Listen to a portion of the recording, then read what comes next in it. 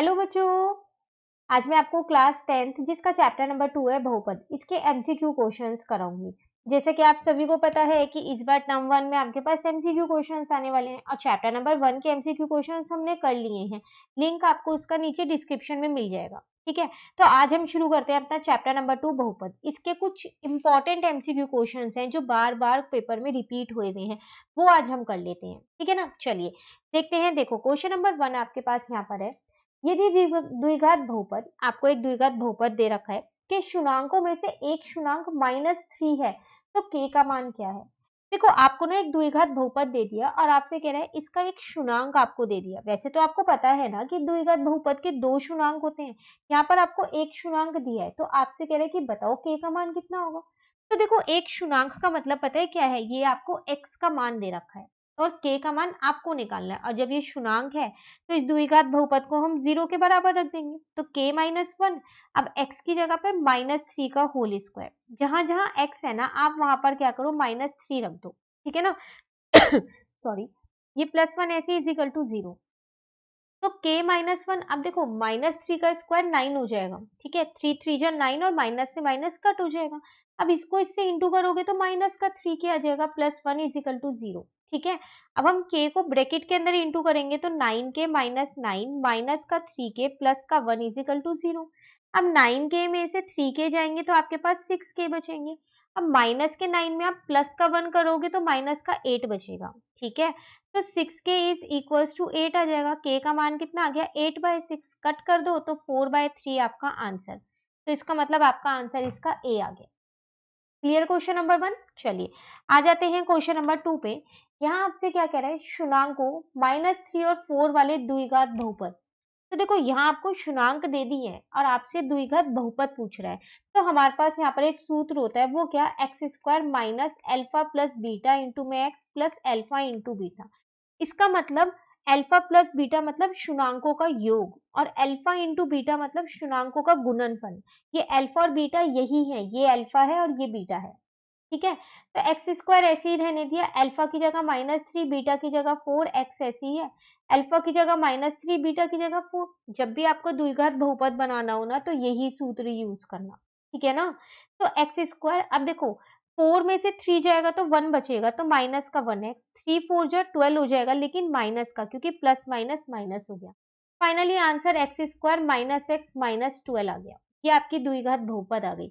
अब आप देख लो ये कहाँ पर है आपके पास द्विघात बहुपद, ये तो कहीं पर भी नहीं लिखी ऑप्शन में। तो इसका मतलब क्या हमारा आंसर गलत है? नहीं, हमारा आंसर सही है। लेकिन ऑप्शन जरा ध्यान से देखो, अगर आप इस पूरे बहुपद को 2 से भाग कर दोगे तो आपका आएगा x² upon 2 minus x upon 2 और माइनस का 6। अब दिख रहा है आपको ऑप्शन सी है, तो कुछ नहीं किया है, ऑप्शंस को थोड़ा घुमा के दे दिया है और कुछ नहीं किया है। तो जब भी ऐसा कोई क्वेश्चन आ जाए ना तो आप फिर ऑप्शन से टैली कीजिएगा कि कौन सा ऑप्शन मैच कर जाएगा। ठीक है, चलिए क्वेश्चन नंबर 3 पे आ जाते हैं। यहाँ आपसे क्या कह रहा है, यदि द्विघात बहुपद, आपको एक द्विघात बहुपद दे रखा है के शुणांक 2 और -3 है, तो अब देखो यहाँ पर आपको द्विघात बहुपद के दोनों शुणांक दे रखे हैं, एक 2 और एक -3। आपसे ए और बी का मान पूछ रहा है, क्योंकि ऑप्शंस अगर आप देखो ना तो उसमें ए और बी का मान ही आपको निकाल के दे रखा है। ठीक है, तो एक बार हम क्या करते हैं, x की जगह पर 2 रख के एक समीकरण बना लेते हैं, एक बार x की जगह पर -3 रख के बना लेते हैं। ठीक है ना, फिर तो निकल ही जाएगा। तो चलिए, तो यहाँ पर हम इसको कर लेते हैं, x की जगह एक बार मैंने यहाँ पर 2 रख दिया तो यहाँ आ जाएगा a प्लस 1, यहाँ x की जगह 2 आ जाएगा प्लस का b इजिकल टू में 0। शुणांक रखा है तो 0 के बराबर ही होगा। तो 2 2 जा 4, अब देखो इसको इससे इंटू किया तो 2a प्लस का 2 प्लस का b इजिकल टू 0। तो 4 प्लस 2 कितना हो जाएगा, 6 प्लस का 2a प्लस का b इजिकल टू 0। ठीक है, एक तो ये समीकरण बन गई। एक बार आप क्या करो, x की जगह पर -3 रखो, तो -3 का square plus a plus 1, x की जगह पर -3 प्लस का b इजिकल टू 0। ठीक है, तो 9, अब देखो इसको इससे इंटू करोगे तो माइनस का 3 और माइनस का 3 प्लस का b इजिकल टू 0। ठीक है ना, अब 9 में से 3 जाएगा तो 6, 6 माइनस का 3a प्लस का b इजिकल टू 0। ये दूसरी समीकरण बन गई। अब इन दोनों समीकरण को हल करते हैं हम, 6a प्लस का 2a प्लस का b इजिकल टू 0, 6 माइनस का 3a प्लस का b इजिकल टू 0। ठीक है, तो यहाँ माइनस, यहाँ प्लस, यहाँ माइनस, b को कट कर दिया, 6 भी कट हो गया। अब 2a प्लस 3a मेरे पास 5a इज इक्वल टू 0, तो यहाँ से a का मान तो 0 निकल के आ गया। अगर आप अपने ऑप्शंस में देखो ना तो आपको मिल गया है आंसर ए जो है यहीं पर ही 0 और कहीं 0 नहीं है, पर फिर भी आप चाहो तो बी निकाल सकते हो। किसी भी एक समीकरण में ए का मान 0 रख दो। जैसे कि मैं समीकरण जो ये मेरी पहली थी मैंने इसको ले लिया, तो यहाँ पर मैंने ए का मान 0 रख दिया। ठीक है, तो अब देखो ये तो 0 ही बन जाएगा, तो 6 plus B is equal to 0, तो यहाँ से बी की वैल्यू कितनी आ गई, -6 आ गई। और वैसे भी आपको ऑप्शन में भी -6 ही दे रखी है। ठीक है ना, तो आप ए का भी निकाल लोगे तब भी आपका आंसर आपको पता चल जाएगा कि क्या है। क्लियर, चलिए आ जाते हैं क्वेश्चन नंबर 4 पे। यहाँ आपसे कह रहे हैं शुनांक -2 और 5 वाले बहुपद की संख्या बताओ। ऐसे कितने बहुपद होंगे जिनका शुनांक -2 और 5 होगा। ऐसे तो बहुत सारे बहुपद होंगे जिनका शुनांक ये 2 होगा, होंगे नहीं होंगे, तो अनंत बहुपद हो सकते हैं, लेकिन ऐसा तो कोई ऑप्शन ही नहीं है। तो देखो आपसे डी में कह रहे हैं यहाँ पर 3 से अधिक। 3 से अधिक का मतलब क्या है, कितने भी। तो ये एक तरीके से वही तो कह रहा है, अनंत जो है बहुपद होंगे। ठीक है, तो सीधा सीधा ना देके इसे भी घुमा के दे दिया है थोड़ा। ठीक है, क्लियर क्वेश्चन नंबर 4। चलिए आ जाते हैं क्वेश्चन नंबर 5। देखो क्वेश्चन नंबर 5 है आपके पास, यहाँ पर कह रहे हैं द्विघात बहुपद, एक द्विघात बहुपद दे रखी है, इसके शुनांक बताने हैं। मतलब आपको हल करके नहीं बताने, आपको ये बताने कि दोनों धनात्मक होंगे या दोनों ऋणात्मक होंगे, या फिर एक धनात्मक एक ऋणात्मक होगा या दोनों बराबर होंगे, वो बताने हैं। तो देखो आपके पास एक सूत्र होता है एक्स का मान निकालने के लिए, और वो सूत्र होता क्या है, -b plus minus √b² -4ac upon में 2a होता है ना ये सूत्र।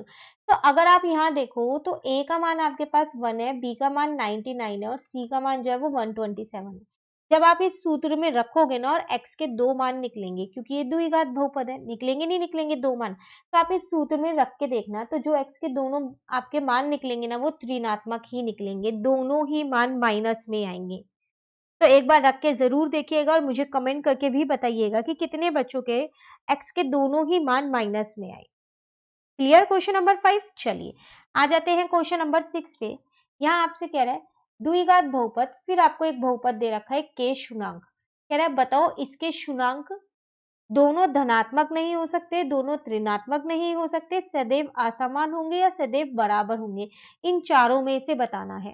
ठीक, तो देखो अगर आप यहाँ पर देखो ना तो आपको पता है कि अगर आप द्विघात बहुपद का योग करते हो तो वो होता है -b/a। ठीक है, अब अगर मैं देखूं तो b का मान ये है, c का ये और a का ये है, तो यहाँ पर आ जाएगा मेरे पास -k अपॉन में a की जगह 1 आ जाएगा। ठीक है, अब उसी तरीके से अगर मैं इनका गुणनफल करूं, अल्फा इंटू बीटा करूं, तो वो होता है c अपॉन ए। तो देखो c आपके पास यहाँ पर k और ये a है, a की जगह अच्छा यहाँ पर 1 है तो 1 लिख देते हैं।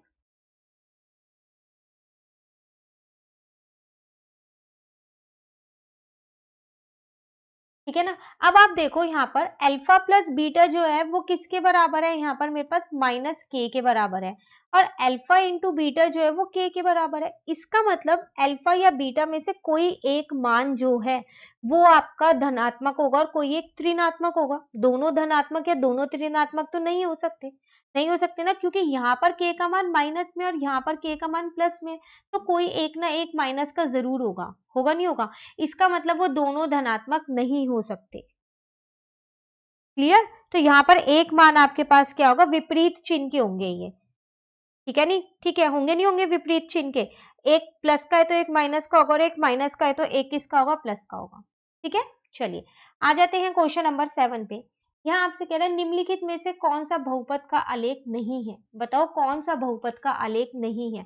तो देखो बहुपद जो होते हैं यहाँ पर, देखो अगर आप ध्यान से देखो तो यहाँ पर जो ये एक्स अक्ष पे ये आलेख छू रहा है ना, ये 3 बार छू रहा है, तो ये द्विघात बहुपद का आलेख नहीं है। बाकी सब में देखो यहाँ पर जो है एक बार है, इसका मतलब ऐसा भी तो हो सकता है कि जो बहुपद है उसके जो आपके पास शुनांक है वो दोनों बराबर हो, यहाँ पर 2 बार ही है, ऐसा भी हो सकता है शुनांक 0। ठीक है ना, पर यहाँ पर 3 बार छू रहा है, इसका मतलब ये इसका आलेख नहीं है। Clear question number 7। चलिए आ जाते हैं क्वेश्चन नंबर 8 पे।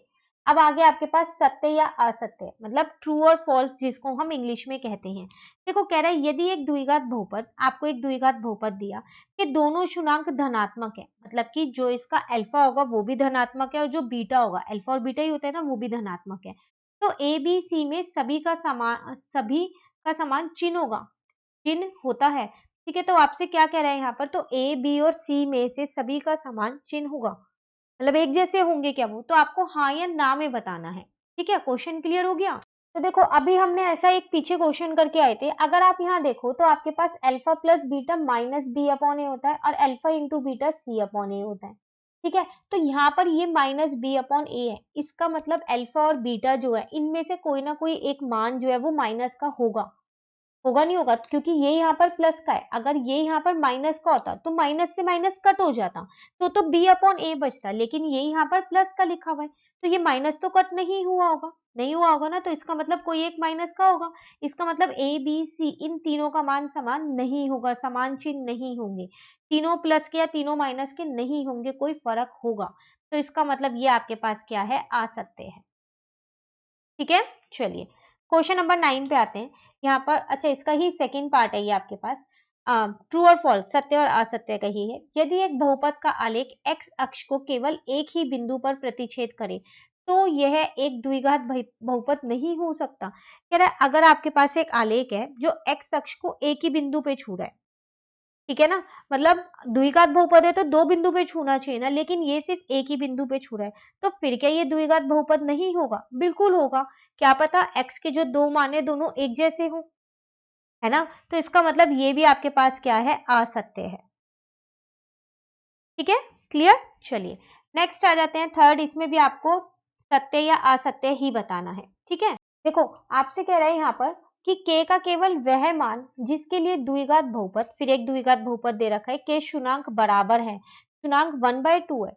कह रहे हैं यहाँ पर k का केवल वही मान होगा जिसमें ये द्विघात बहुपद है ना, इसके शून्य बराबर है, तो वो जो k का मान है क्या सिर्फ वो 1/2 होगा, उसके अलावा कोई और नहीं हो सकता। तो इसको हल करके देख लेते हैं, अगर 1/2 ही आएगा तो ठीक है, सत्य है, नहीं तो असत्य है। तो देखो शून्यंक इसके बराबर हैं, तो जब बराबर होता है तो बी स्क्वायर माइनस 4ac तो 0 के बराबर होता है ना। अब देखा जाए तो b यहाँ पर कितना है, आपके पास 1 है, a आपके पास कितना है, k, और c भी आपके पास k है। चलो तो इसका मतलब 1 का स्क्वायर माइनस 4k, और यहाँ भी k आ जाएगा और यहाँ 0 आ जाएगा। 1 minus 4k square is equals to में 0, 1 इज इक्वल्स टू में 4k स्क्वायर, ठीक है ना। अभी k square is equals to में 1/4, 4 को मैं नीचे ले आई। अब जैसे ही यहाँ स्क्वायर हटेगा ना तो यहाँ पर क्या हो जाएगा, रूट लग जाएगा, लेकिन प्लस माइनस का लगेगा, तो k का मान कितना आ गया, प्लस का 1/2 आ गया, और k का मान माइनस का 1/2, दोनों ही मान आ रहे हैं। तो खाली शून्यंक 1/2 नहीं होगा, अगर माइनस 1/2 होगा ना तब भी इस बहुपद के जो शून्यंक है वो बराबर होंगे। ठीक है, तो इसका मतलब ये भी क्या है, आपके पास असत्य है। तो हमने 3 किए, सत्य और असत्य वाले, तीनों ही हमारे पास असत्य वाले थे। ठीक है, आज हम इतने ही क्वेश्चंस करेंगे चैप्टर नंबर 2 के, इसके जो बाकी के क्वेश्चंस हैं वो हम अपनी नेक्स्ट क्लास में समझेंगे, तो इतने आप इनको अच्छे से प्रिपेयर कर लीजिए। ठीक है, कोई भी डाउट हो कमेंट करके पूछ लीजिएगा, और अगर आपको ये वीडियो अच्छी लगी तो आप इसको लाइक जरूर कीजिएगा और मेरे चैनल को सब्सक्राइब कीजिए। Thank you.